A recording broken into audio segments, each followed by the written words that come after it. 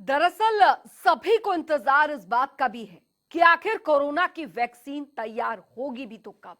लेकिन एक रिपोर्ट में यह दावा किया गया है कि कोरोना की वैक्सीन को बनने में अभी 2 साल का वक्त और लगेगा। कोरोना ने दुनिया में ताला लगा दिया, लेकिन ये कोई नहीं जानता कोरोना कब जाएगा। कोई कहता है गर्मी में कोरोना भाग जाएगा, तो कोई कहता है जुलाई के बाद कोरोना खत्म हो जाएगा। लेकिन अमेरिकी शोधकर्ताओं का कहना इन सब से बिल्कुल परे है और उनकी बातें आपको न सिर्फ परेशान बल्कि बहुत परेशान कर सकती हैं। पता है क्यों? क्योंकि उन्होंने एक नई स्टडी में अनुमान लगाया है कि कोरोना वायरस महामारी का प्रकोप अगले 18 से 24 महीनों तक बने रहने की संभावना है। जी हां, अगले करीब 2 साल और। साथ ही दुनिया भर की सरकारों को आगाह किया गया है कि वो अगले 2 साल तक बीमारी के समय समय पर दोबारा सिर उठाने की स्थिति के लिए तैयार रहें। यानी कोरोना कब जाएगा और कब वापस लौट आएगा, ये कहना न सिर्फ मुश्किल है बल्कि लगभग नामुमकिन।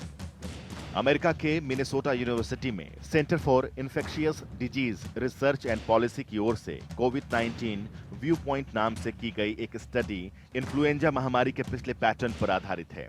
इसे 4 लोगों ने मिलकर तैयार किया है। तो चलिए, आप भी उत्साहित होंगे कि आखिर इस स्टडी में ऐसा क्या है जो अगले 2 साल तक वायरस के दुनिया में रहने की आशंका है। ये स्टडी डराती है।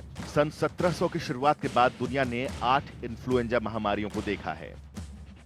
4 तो 1900 के बाद आई, 1900, 1919, 1957 और 1968। 2009-2010 में शोधकर्ताओं का तर्क सार्स और मेर्स से अलग कोरोना वायरस के पैथोजेंस को देखते हुए उसे लेकर कोई पूर्वानुमान नहीं लगाए जा सकते। इन्फ्लुएंजा वायरस और कोविड-19 वायरस के बीच अंतर होने के बावजूद काफी समानताएं हैं। दोनों मुख्य रूप से सांस की नली से फैलते हैं। दोनों वायरस बिना लक्षण के ही फैलते रहते हैं। दोनों लाखों लोगों को संक्रमित करने और दुनिया भर में तेजी से फैलने में सक्षम हैं। दोनों ही नोवल वायरस पैथोजेंस हैं। स्टडी में कहा गया है कि कोविड-19 और इन्फ्लुएंजा की एपिडेमियोलॉजी यानी कि महामारी विज्ञान में अहम समानताओं और विभिन्नताओं की पहचान से कोविड-19 महामारी के कुछ संभावित परिदृश्यों का अनुमान लगाया जा सकता है। पिछली महामारियों के आधार पर शोधकर्ताओं ने कोरोना के लिए 3 संभावित परिदृश्यों का अनुमान लगाया। हालांकि वे दोनों के बीच अहम अंतर की ओर इशारा करते हैं, जो कोविड-19 को बड़ा खतरा बनाता है। ये वायरस बहुत खतरनाक है। कोरोना का इंक्यूबेशन पीरियड इन्फ्लुएंजा से ज्यादा है। कोरोना का बुनियादी रिप्रोडक्शन नंबर भी इन्फ्लुएंजा महामारी से अधिक है। सर्दी या गर्मी जैसे मौसमों का पिछली महामारियों में कोई ज्यादा असर नहीं देखा गया। पहला परिदृश्य कैसा होगा?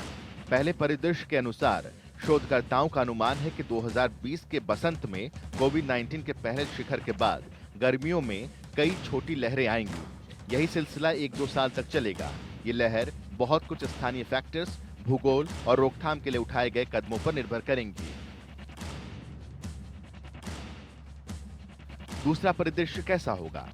दूसरे परिदृश्य में 2020 के पतझड़ या सर्दियों में दूसरी और बहुत बड़ी लहर आ सकती है। फिर अगले साल एक या एक से ज्यादा छोटी लहरें आने का अनुमान है। ये स्थिति जिसमें पतझड़ के दौरान रोकथाम बेहतरीन उपायों की आवश्यकता होगी। ये 1918, 1919, 1957, 1958 और 2009-2010 महामारी के समान है। तीसरा परिदृश्य कैसा होगा? तीसरे परिदृश्य में 2020 के बसंत में कोविड-19 की पहली लहर के बाद जारी संक्रमण और केसों का सामने आना धीरे धीरे खत्म हो जाएगा। स्टडी पेपर में कहा गया है कि पिछली इन्फ्लुएंजा महामारियों में कोई लहर पैटर्न नहीं देखा गया था, लेकिन कोविड-19 में इसकी संभावना से इनकार नहीं किया जा सकता। शोधकर्ताओं का सुझाव है कि अधिकारी परिदृश्य 2 के लिए योजना बनाने के साथ तैयारी करें, जो सबसे खराब स्थिति है। साथ ही ये मान लें कि फिलहाल कोई वैक्सीन या हर्ड इम्यूनिटी उपलब्ध नहीं है।